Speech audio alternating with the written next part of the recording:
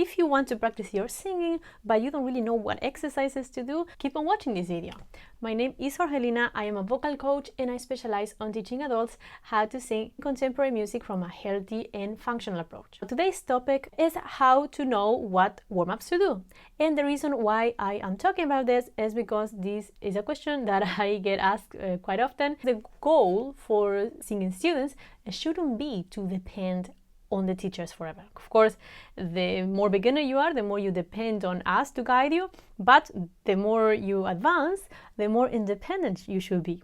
And this is important because usually it happens when a student comes to the lesson, they end up feeling really well at the end of the lesson, they feel like they can sing much better and that the voice feels great, but then when they go home, they practice and they don't get the same results. And there are reasons for that. The most important reason is because you don't practice exercises in isolation like that. So usually what happens in a lesson, the lesson has different phases. The first phase is the contact phase, in which you basically gather information about your voice and you gently bring your voice with exercises you already know from the speaking mode to the singing mode. Hey guys, I hope you are enjoying this video so far, but if you think that you are ready to stop consuming content and start taking action to actually become a great singer, then you should know that the applications for my one-on-one coaching program are now open. During the program, you will work with me directly one-on-one, as well as having access to a ton of resources to make sure that you transform your voice in no time. So if you think you are ready to take active action, or maybe if you are not, but you want to know what this is about, then go ahead and join my waitlist. I'll see you inside the program. Only then we start developing a new exercise or work on an exercise that needs work, and not before. So a very common mistake is that we go through the whole lesson, people feel great, and then they go home and the next day they want to practice, but they want to just practice the hard exercise that we did.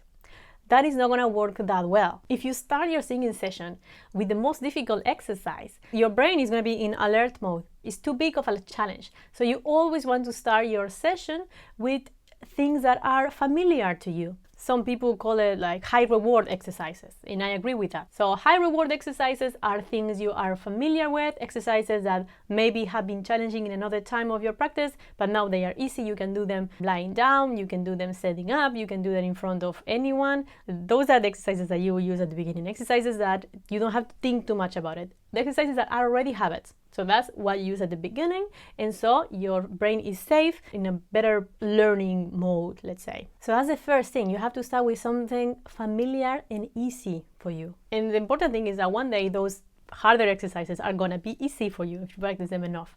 And then, you know, the more you practice, the more you learn, the more things you're going to have and your repertoire of easy things to do. So that's the first thing. And the second thing is that it's very important, super important for a singer to develop their intuition. A lot of singers, they kind of think what scale they should do.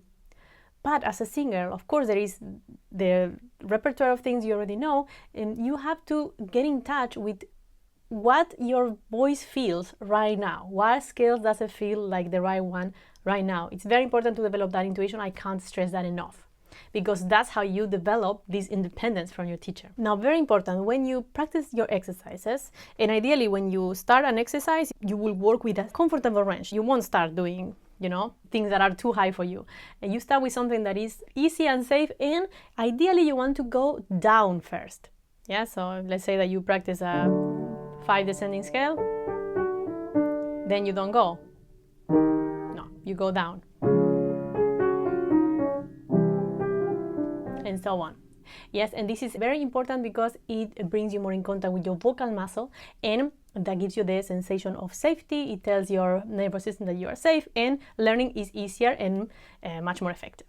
So that's the first thing. And then, of course, you can add movements, like body movements. And in my lessons, I teach a lot of body movements that are designed to improve the vocal instrument. And of course, through the lessons, you learn a lot of different movements. And then when you practice, you have access to them and you choose what's better for you right now. But if you haven't worked with me and you have done methods that don't have any body movements, just listen to your body.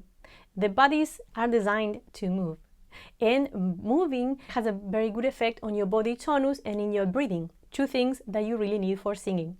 So just when you are practicing by yourself, listen to your body. What do you need? Maybe you need to, stretch your arm while you breathe in. Maybe you need to walk on the spot. Maybe you need to raise your heels.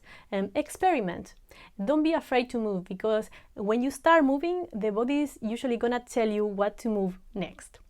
So again, awakening your intuition, very important. So summarizing, firstly, you need to start with an exercise that is easy for you. While you repeat the vocalization, do it every time you repeat it. You can go down, then you can go up again. You want to gently stretch your range, not on one go, very gentle. Listen to your voice, listen to what the boundaries are, and allow yourself to use movements that your body wants you to be doing to have an effect on your body tonus and in your breathing. After you do that first part, when you feel that your voice is in shape and you are in singing mode, then you can start practicing the challenging exercise that you are working on, maybe with your teacher or with YouTube, or the challenging song that you are practicing. Hopefully that was useful. If you like any other topic covered, let me know.